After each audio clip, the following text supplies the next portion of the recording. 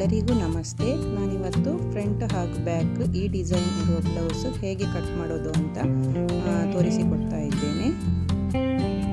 ನೋಡಿ, ಇದು ಬ್ಯಾಕಲ್ಲಿ ಪ್ಯಾಕ್ ಆಗಿ ಸ್ವಲ್ಪ ಪ್ಯಾಟರ್ನ್ ಇದೆ. ಇದನ್ನು ಪ್ಯಾಚ್ ವರ್ಕ್ ಥರ ಮಾಡ್ಕೋಬೇಕು.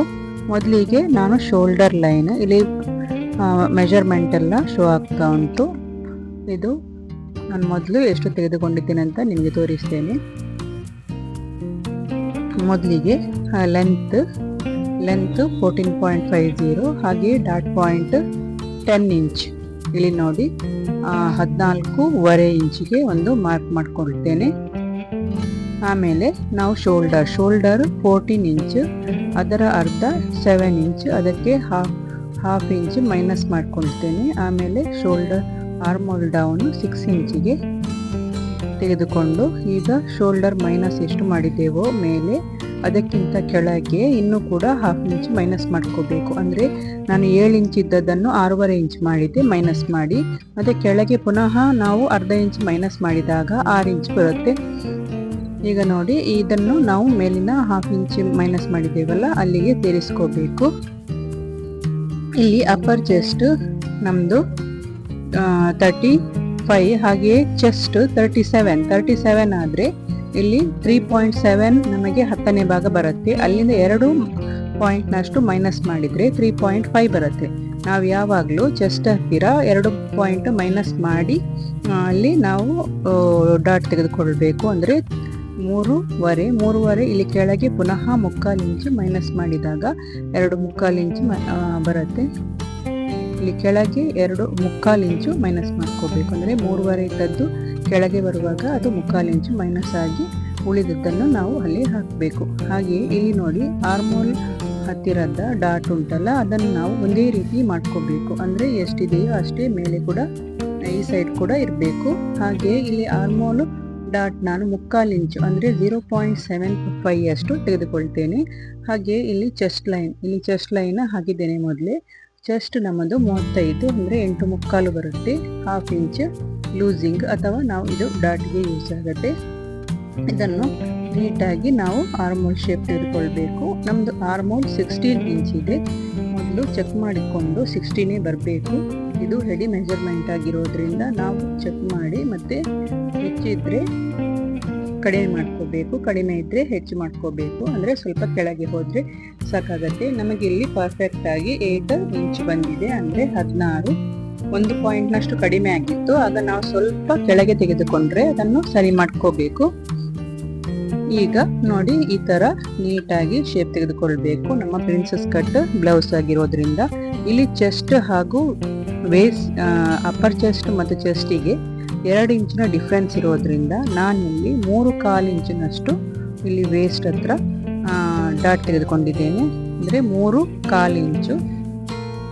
ಆಗ ಮಾತ್ರ ನಮಗೆ ಚೆಸ್ಟಲ್ಲಿ ಲೂಸಿಂಗ್ ಬರುತ್ತೆ, ಇಲ್ಲದಿದ್ದರೆ ಬರೋದಿಲ್ಲ. 3/4ನಷ್ಟು ತೆಗೆದುಕೊಳ್ಳಲೇಬೇಕು, ಇಲ್ಲದಿದ್ದರೆ ಚೆಸ್ಟ್ ಹತ್ತಿರ ಟೈಟ್ ಆಗುತ್ತೆ.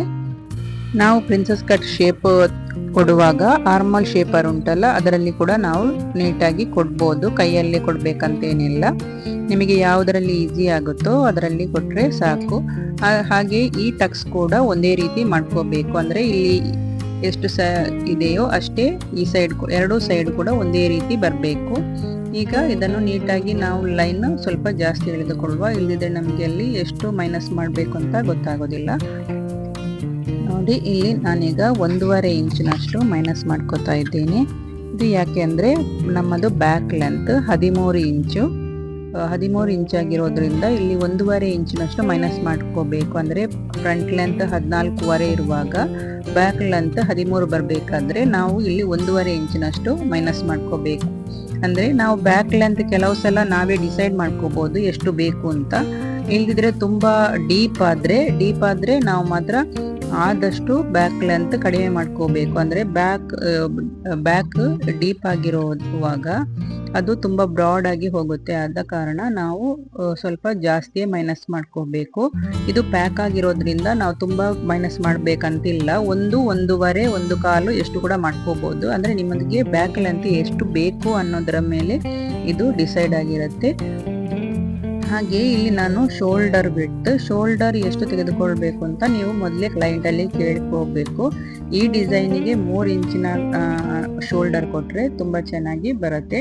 ನೋಡಿ, ಈ ಥರ ಸ್ವಲ್ಪ ಕ್ರಾಸ್ ಆಗಿ ಹಿಡಿದುಕೊಂಡು 4-4.5 ಇಂಚಿನಷ್ಟು ಒಂದು ಸಣ್ಣ ಮಾರ್ಕ್ ಮಾಡ್ಕೊಳ್ಳಿ. ನಿಮ್ಮದು ಈ ಡಿಸೈನ್ ಆರ್ಮೋಲ್ ಹತ್ತಿರ ಎಷ್ಟು ಗ್ಯಾಪ್ ಇರಬೇಕು ಅಂತ ಕ್ಲೈಂಟಲ್ಲಿ ಮೊದಲೇ ಕೇಳ್ಕೋಬೇಕು. ಅಂದರೆ ಕೆಲವರಿಗೆ ತುಂಬ ಈ ಸೈಡ್ ಬಂದರೆ ಇಷ್ಟ ಆಗಲ್ಲ, ಕೆಲವರಿಗೆ ಇಷ್ಟ ಆಗುತ್ತೆ. ಅದಕ್ಕೆ ಬೇಕಾಗಿ ಮೊದಲೇ ಕೇಳಿಕೊಂಡು ನೀವು ಇಲ್ಲಿ ಬ್ರಾಡ್ನೆಸ್ಸನ್ನು ತುಂಬ ಬ್ರಾಡ್ ಕೊಡುವಾಗ ಅವ್ರ ಹತ್ರ ಕೇಳ್ಕೋಬೇಕು ನಿಮಗೆ ಎಷ್ಟು ಆರ್ಮೋಲ್ ಹತ್ತಿರ ಬರಬೇಕು ಅಂತ. ಇದು ನಾನು 1 ಇಂಚಿನಷ್ಟು ಮಾತ್ರ ಇಲ್ಲಿ ಆರ್ಮೋಲ್ ಹತ್ತಿರದಿಂದ ಹೋಗುತ್ತೆ. ಅಂದರೆ 1 ಇಂಚ್ ಗ್ಯಾಪ್ ಮಾತ್ರ ಅಲ್ಲಿ ಬಾಕಿ ಉಳಿದಿದೆ, ಮತ್ತೆ ಎಲ್ಲ ಈ ಶೇಪ್ ಬರುತ್ತೆ. ನೋಡಿ, ಹಾಗೆ ಇದರ ಡೀಪ್ 7.5 ಇಂಚಿನಷ್ಟು ತೆಗೆದುಕೊಂಡಿದ್ದೇನೆ. ಹಾಗೆ ಇಲ್ಲಿ ನೋಡಿ ಸ್ವಲ್ಪ ಪಾಯಿಂಟ್ ಬರ್ತಾ ಉಂಟು, ಆ ಪಾಯಿಂಟನ್ನು ಕೂಡ ಮೈನಸ್ ಮಾಡ್ಕೋಬೇಕು. ಇಲ್ಲಿದ್ರೆ ನಮಗೆ ಸ್ಟಿಚ್ ಮಾಡುವಾಗ ಸ್ವಲ್ಪ ಕಷ್ಟ ಆಗುತ್ತೆ, ಅಂದರೆ ನೀಟಾಗಿ ನಿಲ್ಲೋದಿಲ್ಲ. ನಾವು ಪಾಯಿಂಟ್ ಎಲ್ಲಿಯೂ ಬರಬಾರ್ದು.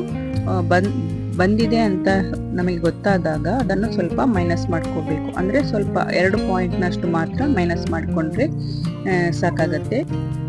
ನೋಡಿ, ನಾನು ಇಲ್ಲಿ ಎಲ್ಲಿಯೂ ಕೂಡ ಹೆಚ್ಚಾಗಿ ಫಾರ್ಮುಲಾಗಳನ್ನಾಗಲಿ ಯಾವುದೇ ಬಳಸಲಿಲ್ಲ. ಅಂದರೆ ನಮ್ಮದು ಬಾಡಿ ಮೆಜರ್ಮೆಂಟ್ ಎಷ್ಟಿದೆಯೋ ಅಷ್ಟನ್ನೇ ಅಂದರೆ ಕೊಟ್ಟಿದ್ದೇನೆ. ಅಂದರೆ ಇಲ್ಲಿ ಎಲ್ಲಿಯೂ ಕೂಡ ಫಾರ್ಮುಲಾಗಳನ್ನು ಯೂಸ್ ಮಾಡೋದಾಗಲಿ ನಾನು ಮಾಡಲಿಲ್ಲ.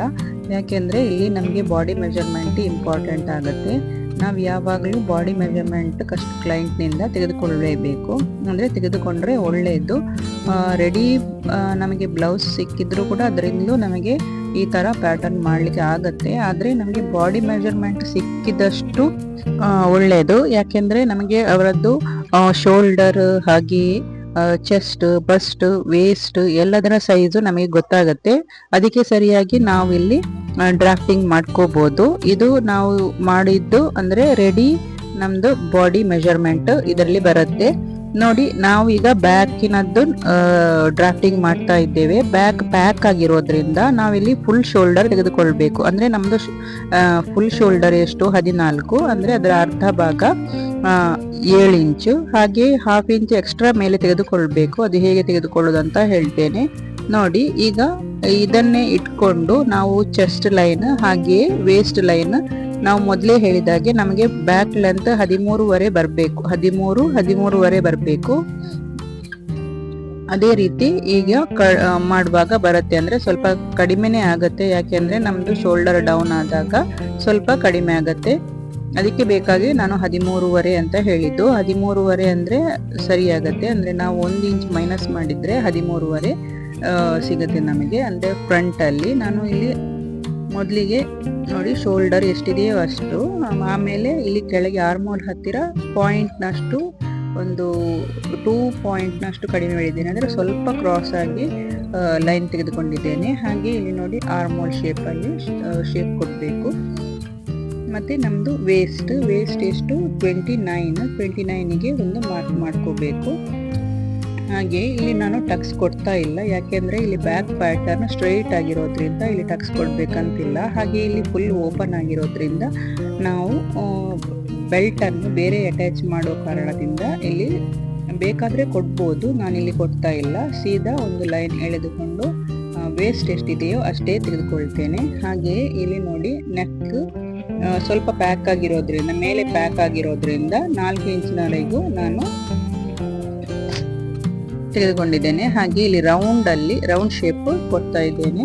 ಹಾಗೆಯೇ ಬ್ಯಾಕಲ್ಲಿ ನಮ್ಮದು ಬ್ಯಾಕ್ ಬೆಲ್ಟ್ ಅಂತ ಹೇಳ್ತೀವಿ. ಈ ಕೆಳಗೆ ಬರುವ ಪಟ್ಟಿ ಅಥವಾ ಬೆಲ್ಟ್ 2 ಇಂಚು, ಅದಕ್ಕೆ ಒಂದು ಲೈನ್ ಮಾಡ್ಕೋಬೇಕು. ಈ ಥರ ಲೈನ್ ಮಾಡಿಕೊಂಡ್ರೆ ಸಾಕಾಗತ್ತೆ. ಹಾಗೆಯೇ ಇಲ್ಲಿ ನಾನು 1 ಇಂಚಿನಷ್ಟು ಇಲ್ಲಿ ಗ್ಯಾಪ್ ಬಿಡ್ತಾ ಇದ್ದೇನೆ. ಇಲ್ಲಿ ಹುಕ್ಸ್ ಏನಿಲ್ಲ, ಫುಲ್ ಬಂದ್ ಅಂದರೆ ಕ್ಲೋಸ್ ಆಗಿರುತ್ತೆ. ಆದರೂ ಕೂಡ ಇಲ್ಲಿ ನಮಗೆ ಸ್ವಲ್ಪ 1 ಇಂಚಿನಷ್ಟು, 1 ಅಥವಾ 1/2 ಇಂಚಿನಷ್ಟು ಗ್ಯಾಪ್ ಸಾಕಾಗತ್ತೆ. ನೋಡಿ, ನಾನು ತೋರಿಸಿರೋ ಡಿಸೈನ್ ಈ ಥರ ಬರೋದ್ರಿಂದ ಹೀಗೆ ಕ್ರಾಸ್ ಆಗಿ ನಾವು ಗೆರೆ ಎಳೆದುಕೊಳ್ಬೇಕು. ಅಂದರೆ ಟ್ರಯಾಂಗಲ್ ಶೇಪಲ್ಲಿ ನಮ್ಮದು ಬ್ಯಾಕ್ ಬರುತ್ತೆ. ಇಲ್ಲಿ ನೋಡಿ ಶೋಲ್ಡರ್ ಹತ್ತಿರ ನಾವು ಬ್ಯಾಕ್ ಪ್ಯಾಕ್ ಆಗಿರುವಾಗ, ಅಂದರೆ ಫುಲ್ ಕ್ಲೋಸ್ ಆಗಿರುವಾಗ ನಾವು ಯಾವಾಗಲೂ ಹಾಫ್ ಇಂಚಿನಷ್ಟು ಎಕ್ಸ್ಟ್ರಾ ತೆಗೆದುಕೊಳ್ಬೇಕು. ಅಂದರೆ ಶೋಲ್ಡರ್ ಹತ್ತಿರ ಹಾಫ್ ಇಂಚ್ ಎಕ್ಸ್ಟ್ರಾ ತೆಗೆದುಕೊಳ್ಬೇಕಾಗತ್ತೆ. ಯಾಕೆಂದರೆ ಇದು ನಮ್ಮದು ಮುಂದೆ ಬರದ ಹಾಗೆ ಅದನ್ನು ಹಿಡಿದಿಟ್ಟುಕೊಳ್ಳುತ್ತೆ. ಅಂದರೆ ನಮ್ಮದು ಎಳೆದುಕೊಳ್ಳೋದಿಲ್ಲ ಅಂತ ಹೇಳ್ಬೋದು. ಅಂದರೆ ಬ್ಯಾಕಿಂದ ಫ್ರಂಟಿಗೆ ಎಳೆದುಕೊಳ್ಳೋದಿಲ್ಲ ಅಂತ. ಈಗ ನೋಡಿ, ನಾನಿಲ್ಲಿ ನಿಮಗೆ ಯಾವ ಥರ ಮಾರ್ಜಿನ್ ತೆಗೆದುಕೊಳ್ಬೇಕು ಅಂತ ಹೇಳ್ತೇನೆ.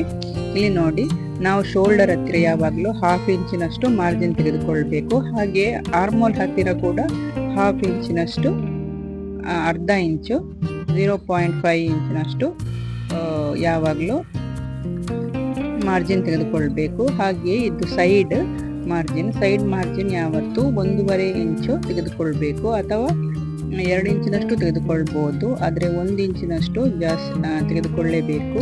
ಯಾಕೆಂದರೆ ಹೆಚ್ಚು ಕಡಿಮೆ ಆದರೆ ನಮಗೆ ಅಲ್ಲಿಂದ ಅಡ್ಜಸ್ಟ್ ಮಾಡಲಿಕ್ಕಾಗತ್ತೆ. ಈ ಡಿಸೈನನ್ನು ನಾವು ಕಂಟಿನ್ಯೂ ಆಗಿ ಈ ಥರ ಎಳೆದುಕೊಳ್ಬೇಕು. ಅಂದರೆ ನಾವೀಗ ಈ ಪಟ್ಟಿಯನ್ನು ಓವರ್ಲ್ಯಾಪ್ ಮಾಡ್ತೇವೆ, ಅಂದರೆ ಬೇರೆ ಸೇರಿಸ್ಕೊಳ್ತೇವೆ. ಈ ಜರಿ ಪಟ್ಟಿ ಬರುತ್ತಲ್ಲ, ಅದನ್ನು ಈ ಥರ ಕಟ್ ಮಾಡ್ಕೋಬೇಕು.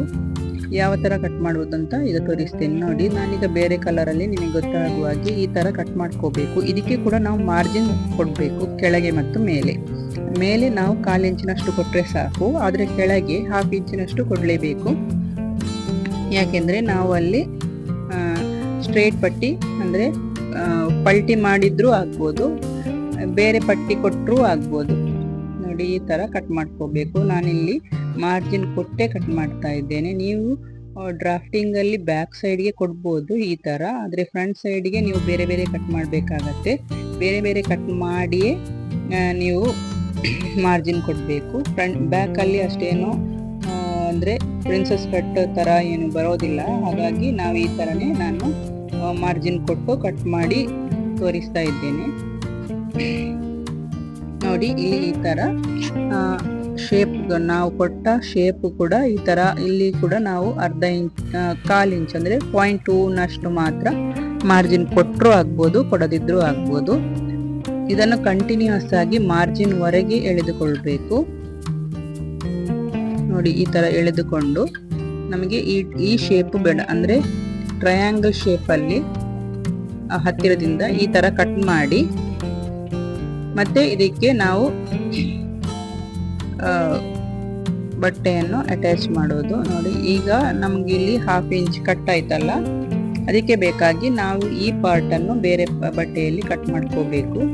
ಅಂದರೆ ಬೇರೆ ಪೇಪರಲ್ಲಿ ಕಟ್ ಮಾಡಿ ಮತ್ತೆ ಬಟ್ಟೆಯಲ್ಲಿ ಕಟ್ ಮಾಡಿದರೆ ಸಾಕಾಗತ್ತೆ. ನಾನಿದು ಈ ಬಟ್ಟೆಯಲ್ಲಿ ಹೇಗೆ ಕಟ್ ಮಾಡೋದು ಅಂತ ನಿಮಗೆ ತೋರಿಸ್ತಾ ಇದ್ದೀನಿ ಅಷ್ಟೇ, ಯಾವ ಥರ ಕಟ್ ಮಾಡಬೇಕಂತ. ಈ ಪಾರ್ಟ್ ನಮಗೆ ಯೂಸ್ ಆಗೋದಿಲ್ಲ, ಅಂದರೆ ಇದರಲ್ಲಿ ಅರ್ಧ ಕಟ್ ಆಗಿ ಹೋಗಿದೆ. ಅದಕ್ಕೆ ಬೇಕಾಗಿ ನಾನಿಲ್ಲಿ ಬೇರೆ ಒಂದು ಪೇಪರಲ್ಲಿ ಕಟ್ ಮಾಡಿ ತೋರಿಸ್ತಾ ಇದ್ದೇನೆ. ನೋಡಿ, ಅದು ಎಲ್ಲಿಂದ ಹೋಗಿದೆ ಅಂದರೆ ಅಲ್ಲೇ ನಮಗೆ ಇಲ್ಲಿ ಇದು ಅಟ್ಯಾಚ್ ಆಗಬೇಕು. ನೋಡಿ, ಈ ಥರ ನಮ್ಮ ಬ್ಯಾಕ್ ಡಿಸೈನ್ ಈಗ ರೆಡಿ ಆಗಿದೆ. ಇದನ್ನು ಸ್ಟಿಚಿಂಗ್ ಮಾಡೋದು ತುಂಬ ಈಸಿ, ಅಂಥದ್ದೇನಿಲ್ಲ. ಅಂದರೆ ಇದನ್ನು ಪಲ್ಟಿ ಮಾಡಿ ಮಾಡ್ಬೋದು, ಮೇಲೆ ಕೆಳಗೆ ಎಲ್ಲ ಸೈಡಲ್ಲೂ ಪಲ್ಟಿ ಮಾಡಿ ಆರ್ಮೋಲ್ ಹತ್ತಿರ ಬಿಟ್ಟರೆ ಸಾಕು. ನಾವು ಪಲ್ಟಿ ಮಾಡಿದ ಕೂಡಲೇ ಐರನ್ ಮಾಡ್ಕೋಬೇಕು, ಆಗ ಮಾತ್ರ ತುಂಬ ನೀಟಾಗಿ ಕಾಣುತ್ತೆ. ಇದಕ್ಕೆ ಪ್ಯಾಚ್ ವರ್ಕ್ ಕೂಡ ಮಾಡ್ಕೋಬಹುದು. ನೋಡಿ, ಈಗ ನಮ್ಮದು ಫ್ರಂಟಲ್ಲಿ ಸ್ವಲ್ಪ ಕೆಲಸ ಬಾಕಿ ಇದೆ, ಅಂದರೆ ಆರ್ಮೋಲ್ ಟಕ್ಸ್ ಅನ್ನು ಕಟ್ ಮಾಡೋದು. ನಾವು ಈ ಟೈಮಲ್ಲಿ ನಮ್ಮ ಆರ್ಮೋಲು ಶೇಪ್ ಸರಿ ಇಲ್ಲದಿದ್ದರೆ ಅದನ್ನು ಆ ಟೈಮಲ್ಲಿ ಕೂಡ ನಾವು ಕಟ್ ಮಾಡ್ಕೋಬೋದು. ನೋಡಿ, ಈ ಥರ ಶೇಪ್ ಕೊಟ್ಟು, ಒಂದು ವೇಳೆ ಶೇಪ್ ನೀಟಾಗಿ ಆಗದಿದ್ದರೆ ಈಗ ಕೂಡ ಮಾಡ್ಕೋಬೋದು. ನಮ್ಮದು ಆರ್ಮೋಲ್ ಶೇಪ್ ಯಾವಾಗಲೂ ನೀಟಾಗಿ ಬಂದರೆ ನಮ್ಮದು ಸ್ಲೀವ್ ಅಟ್ಯಾಚಿಗೆ ತುಂಬ ಈಸಿ ಆಗುತ್ತೆ, ಅಂದರೆ ಯಾವುದೇ ರಿಂಕಲ್ಸ್ ಬರೋದಿಲ್ಲ. ಅದಕ್ಕೆ ಬೇಕಾಗಿ ನಾವು ಆರ್ಮೋಲ್ ಕಟ್ ಮಾಡುವಾಗ ನೀಟಾಗಿ ಕಟ್ ಮಾಡ್ಕೋಬೇಕು. ನೋಡಿ, ಈ ಥರ. ಹಾಗೆ ಪ್ರಿನ್ಸಸ್ ಕಟ್ ಶೇಪಲ್ಲಿ ಕೂಡ ನಮ್ಮದು ಪಾಯಿಂಟ್ ಏನಾದರೂ ಬಂದಿದ್ದರೆ ಅದನ್ನು ಕೂಡ ನೀಟಾಗಿ ಕಟ್ ಮಾಡ್ಕೋಬೇಕು. ನೋಡಿ, ಇಲ್ಲಿ ಸ್ವಲ್ಪ ಪಾಯಿಂಟ್ ಬರ್ತಾ ಇದೆ. ನೋಡಿ, ಈ ಥರ ಪಾಯಿಂಟ್ ಬಂದರೆ ಅದನ್ನು ನೀಟಾಗಿ ಶೇಪ್ ಕೊಡಬೇಕು. ನಾವು ಯಾವಾಗಲೂ ಡ್ರಾಫ್ಟಿಂಗ್ ಕಟ್ ಮಾಡಲಿಕ್ಕೆ ಬಟ್ಟೆ ಕಟ್ ಮಾಡೋ ಕತ್ರಿಯನ್ನು ಯೂಸ್ ಮಾಡ್ಕೋಬಾರ್ದು. ಇದಕ್ಕಾಗಿ ಬೇರೆ ನಾವು ಒಂದು ಸೀಸರನ್ನು ಇಟ್ಕೋಬೇಕು. ಇಲ್ಲದಿದ್ದರೆ ಅದು ಬಟ್ಟೆ ಕಟ್ ಮಾಡಲಿಕ್ಕೆ ಮತ್ತೆ ಯೂಸ್ ಆಗೋದಿಲ್ಲ. ನಮ್ಮ ಡ್ರಾಫ್ಟಿಂಗ್ ಮುಗಿದ ಮೇಲೆ ಒಮ್ಮೆ ನಾವು ಎಲ್ಲ ಚೆಕ್ ಮಾಡ್ಕೋಬೇಕು. ಅಂದರೆ ಚೆಸ್ಟ್, ಅಪ್ಪರ್ ಚೆಸ್ಟ್ ಹಾಗೆ ಆರ್ಮೋಲ್ ಎಲ್ಲ ಕರೆಕ್ಟ್ ಇದೆ ಅಂತ ನೋಡ್ಕೋಬೇಕು. ನಾನು ಇದನ್ನು ಮೊದಲೇ ನೋಡಿದ್ದೇನೆ, ಅಂದರೆ ಕರೆಕ್ಟ್ ಬಂದಿದೆ. ಆದರೆ ಇಲ್ಲಿ ನನಗೆ ಪೇಪರ್ ಕರೆಕ್ಟಾಗಿ ಇಡಲಿಕ್ಕೆ ಆಗಲಿಲ್ಲ, ಹಾಗಾಗಿ ನಾನು ಪುನಃ ಚೆಕ್ ಮಾಡಿದಾಗ ಕರೆಕ್ಟ್ ಇತ್ತು. ನೋಡಿ ಇಲ್ಲಿ ನಾನು ಯಾವ ಥರ ಇದನ್ನು ಸ್ಟಿಚ್ ಮಾಡಿದ್ದೇನೆ ಅಂದರೆ ಇದು ನಮ್ಮ ಸಾರಿಯಲ್ಲಿ ಬಾರ್ಡರ್ ಬರುತ್ತಲ್ಲ, ಅದನ್ನು ತೆಗೆದು ಈ ರೀತಿಯಾಗಿ ಸ್ಟಿಚ್ ಮಾಡಿದ್ದೇನೆ. ಫ್ರಂಟಲ್ಲಿ ನೋಡಿ ಈ ಥರ ಬಂದಿದೆ. ಇದನ್ನ ಆರ್ಮೋಲ್ ಹತ್ತಿರದಿಂದ ಇನ್ನೂ ಹತ್ತಿರದಿಂದ ಕೊಂಡೋಗ್ಬೋದು. ನಾನು ಇದು ಇಷ್ಟೇ ಕೊಂಡೋಗಿದ್ದೇನೆ, ಅಂದರೆ ಕೇವಲ 1 ಇಂಚಿನಷ್ಟು ಮಾತ್ರ ಈ ಥರ ಕೊಂಡೋಗಿದ್ದೇನೆ. ನೋಡಿ ಫ್ರಂಟಲ್ಲಿ ಈ ಡಿಸೈನ್ ಮಾತ್ರ ಅಲ್ಲ, ಬೇರೆ ಕೂಡ ಡಿಸೈನ್ ಕೊಡ್ಬೋದು.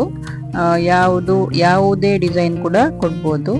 ಅದೇ ಕೊಡಬೇಕು ಇದೇ ಕೊಡಬೇಕಂತೇನಿಲ್ಲ. ನನ್ನದು ಡ್ರಾಫ್ಟಿಂಗ್ ಹಾಗೆ ಸ್ಟಿಚಿಂಗ್ ಮುಗಿದಿದೆ. ನಿಮಗೆ ವಿಡಿಯೋ ಇಷ್ಟ ಆದರೆ please like, share and subscribe ಮಾಡಿ. ಇದರಲ್ಲಿ ಏನಾದರೂ ಡೌಟ್ ಇದ್ದರೆ ಕಮೆಂಟ್ ಮಾಡಿ. Thank you.